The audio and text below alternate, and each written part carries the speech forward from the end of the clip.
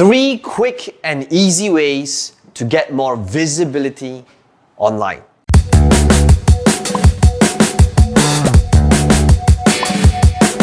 After spending pretty much a decade in terms of content creation, in terms of sales, in terms of marketing, and doing this thing, here are some things that I noticed. What many of you may not know, for a really long time, I never wanted to be, first of all, in front of a camera doing videos like this. All I wanted to do was, first of all, not to get visibility. All I wanted to do was remain anonymous online and make money online. And I never thought about being in the limelight or getting more visibility. And I never even wanted to be marketing under my name, Peng Joon. And if you know my story, some of you might know that for a really long time, I used to use this pen name to market my stuff online called Tony Sanders. I pretty much took Tony Robbins as well as Colonel Sanders, and I merged these 2 names together. And I never wanted to be in limelight. However, one of the things I realized is that if I could get over that fear of being judged and criticized, and because you probably know social media can be really, really brutal, that was when I discovered the next step to my business. And in this video, I'm going to be showing you exactly 3 simple ways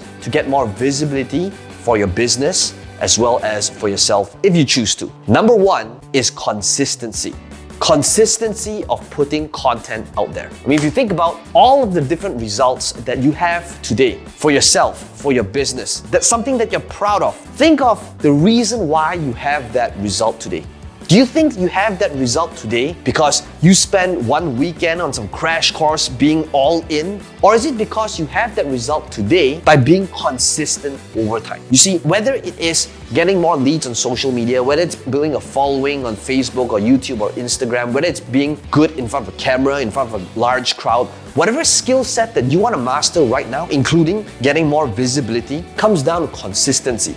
But here's the problem. The problem is, this is one of the most common things people say. They say, but I don't have that audience yet, so I don't see the reason or the payoff of actually doing that thing, which is posting a video, putting up that piece of content on Instagram, going on Facebook. Because people are waiting to get the result first, and an audience first, and then following first, before they create good content. Now, here's the thing. This is not a chicken and egg thing, by the way. That's kind of like thinking how a superstar is saying, before I get my first music track up, let me get the millions of fans first, and then I'll put my first song up.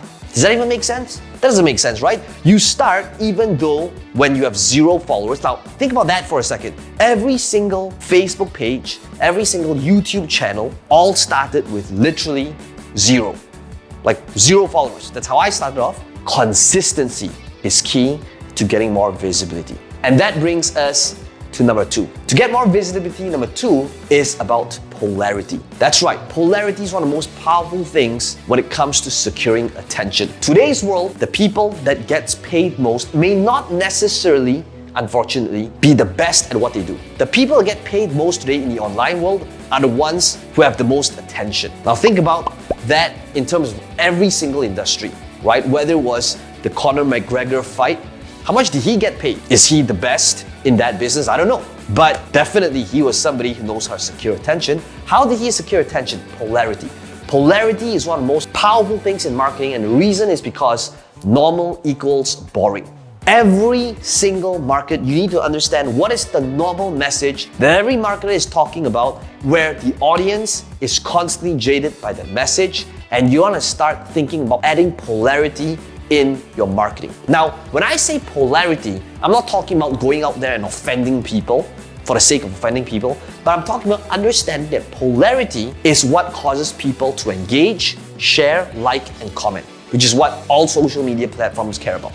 So think about how can you add polarity into your content. Think about what is normal. So for example, exercise. What is a normal, neutral, safe message? A normal, neutral, safe message would be like how to lose more weight. Normal. Normal equals boring. However, what if the title and the borders and the thumbnail actually says the real reason why you're fat? Now guess what? That is going to offend some people. But I want you to understand this. Love me or hate me, there's no money in between.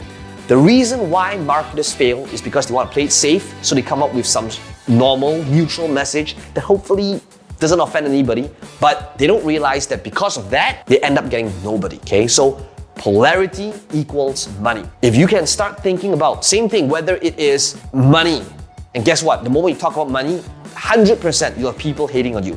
But hey, guess what? Polarity equals attention. And that brings us to number 3.